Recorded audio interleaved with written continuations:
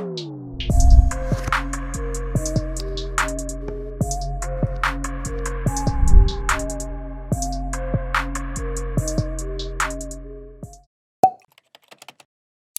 guys, what's up? Welcome back to my channel, and if you're new, hi, I'm Brittany. Welcome to my channel. I'm so glad you're here today. So today we're filming a very exciting video. We're going to be doing a review over the new Pat McGrath Skin Fetish foundation. This retails for $68, so it's a really pricey foundation. We're going to see if it's worth it today. And so the claims on this is sheer to medium coverage, weightless, long wearing. It even claims to have some like anti-aging benefits in there, and also blurring. And so if you're wondering about my skin type, because we are going to be doing a wear test, I am combination, so I get oily in my T-zone and kind of dry everywhere else. And so if you guys want to see what I think of this foundation, let's go ahead and get started. Okay guys, so I did already prime my face. What I used will be listed in the description. I just used some primers that I know I love. And please excuse my nails, guys. They're stained because of my hair, so they look ratchet. And I did already conceal my under eye veins as well, just kind of corrected under there. As you guys can see, I have a lot of skin issues right now, so hopefully this foundation gives me a little bit of coverage just because it is supposed to be sheer to medium. And so I did pick up my foundation in store yesterday. I'm so excited. Hopefully I got the right color. I got the color Light 7. Let's go ahead and open this baby up. They kind of have it wrapped like a fragrance. I love the box. This is really cool. It just opens up like this. I always keep her boxes because they're just so unique. I have one right here that holds my lipstick, and so you just open it like I said, and then here is the foundation, and oh my gosh, it's really heavy. And so yeah, I love the packaging. It's so luxurious, and I love the frosted glass. And then it does have a pump. So I'm gonna go ahead and shake it up just because in the store yesterday I noticed the consistency was super watery. And then I'm just gonna pump some on my hand. Now hopefully this color's not too yellow. It is described as a light with yellow undertones, but the one before it was a pink undertone, and then the neutral undertone looked too light. And so I just went with the number 7, so hopefully it's gonna work. Ooh, it does look a little light, but it might oxidize. It doesn't really have a smell. I'm just gonna blend that in with a damp sponge. This is not a beauty blender. I actually got this from Marshall's just because I wanted the little holder inside of it, and then I just like never used the sponge. But the other day I didn't have a clean one, so I tried it out and I actually really like it. It's literally a beauty blender dupe. Oh my gosh guys, this looks really light. Maybe I should have went with the light medium range just because usually I am a light in all the other kind of foundation shade ranges, but yeah, it looks pretty light. So it is sheer coverage, but it actually has a lot more coverage than I thought it was gonna have, just because for some reason with really high-end luxury foundations, they are so freaking sheer, like barely anything. And it does have that really pretty natural finish that it talks about. I feel like I look crazy just because it's so light. Oh my gosh, but it's really blurring my pores. Hopefully you guys could see that. So I'm having no problems blending it, and it's actually blending in with the sponge pretty well. I was kind of scared that the sponge would soak up all the product since it is really liquidy. Going in with another pump for my forehead, and we're really gonna see the coverage on here just because, as you guys could see, I had a picking sesh again. So I really need to cover that up. It looks super yellow when you first put it on the skin, but once you like blend it out, it doesn't look too bad. Plus it helps kind of correct that redness. Alrighty, so this is what it looks like after one light layer all over.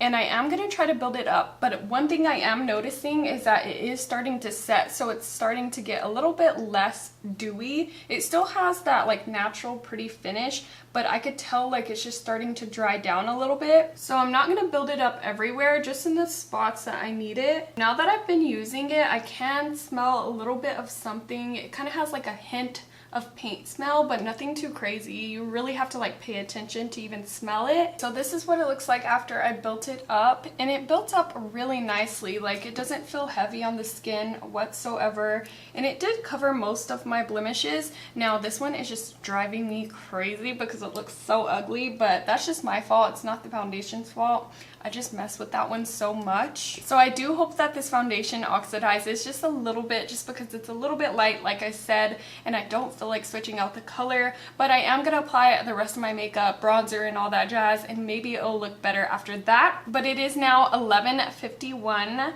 so that's when I got done applying the foundation, and I'm gonna go ahead and do the rest of my makeup, and then I'll be back on camera to show you how everything looks like on top. So I finished my makeup. What do you guys think? Everything I used will be down below, but for the foundation, everything blended on top really, really nicely. The only difference I'm seeing is once I added powder and everything on top, I felt like my pores came back a little bit, just because, you know how I was saying before, they looked super blurred. I don't know, for some reason when I put powder and everything, they came back a little bit more, but it doesn't look crazy or anything. I just thought I would mention it because I kind of like the way it looked before, where it looked just like really blurred and poreless. But other than that, everything is looking so good. I feel like the color matches perfect now that I have everything on. Like I said at the beginning, I am going to be doing a wear test. It is now 1:36 p.m. and so I will come back at the end of the night to show you guys how this wore on my skin. Hey guys, so it is now the end of the night. It is 9:39 p.m. so let's go ahead and take a look at this foundation. So I'm definitely pretty dang oily, and I'm actually oily in spots that I usually don't get oily, like my chin right here. Like, I don't know if you guys are gonna be able to tell, but usually my chin is pretty dry, so it's kind of weird that it's oily right now. I'm oily on my forehead, but it doesn't look as bad on my forehead. I'm super duper oily right here in my T-zone, like where these pores are, and the foundation's actually breaking apart around my nose. Now, I was itchy on my nose today, so some of those like little scratch marks are probably just from me like actually scratching it. But it doesn't look that great on my nose. I have some creasing going on right here on my laugh lines, but that usually does happen with like any foundation for me. So I think this foundation is really exaggerating my pores. I don't know if it's just maybe because I'm used to a matte foundation, but for some reason, like all over my forehead, my pores are just like peeking out. Like every single one of them just looks a little bit darker than usual, and especially right here where I'm like the most oily. I don't know, for some reason this foundation's really bringing out that oil. Now, it's probably because it has like those anti-aging ingredients in there, so they're meant to like really hydrate the skin and all that. But I do have combination skin, so on the parts where I'm dry, it doesn't look bad whatsoever. Well, actually, I take that back, just because my forehead is a little bit dry as well, and it still looks pretty like porous. And so I feel like I'm just pointing out like the negative things of this foundation. So let's go ahead and talk about the pros. So one of the pros being is that it lasted like pretty well coverage wise. Like I have the same amount of coverage pretty much everywhere. Well, maybe I lost a little bit on my chin. What else?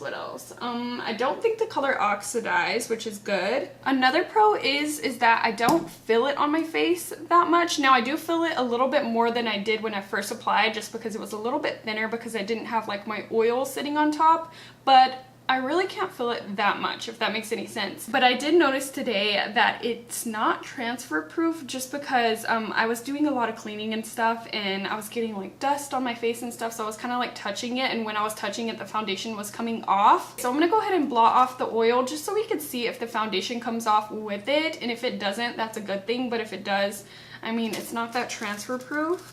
Oh my gosh, I have so much oil. Wow, look how much oil's on my forehead. I look like a crazy person. Yeah, the foundation is definitely coming off though. But yeah, I just don't like the way it looks on my pores, because even though now that it's matte, I feel like my pores are so huge right now. It could just be because I have giant pores, I don't know. So let's go ahead and give this foundation a rating. So I'm gonna have to give it, I don't know what to rate it, a 2 out of 5.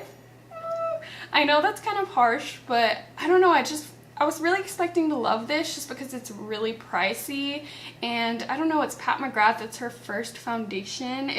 I think it's her first foundation. If not, I'm sorry if I'm wrong. I'm not like a diehard lover of Pat McGrath, but I do like some of her products. Like her lipsticks are really nice.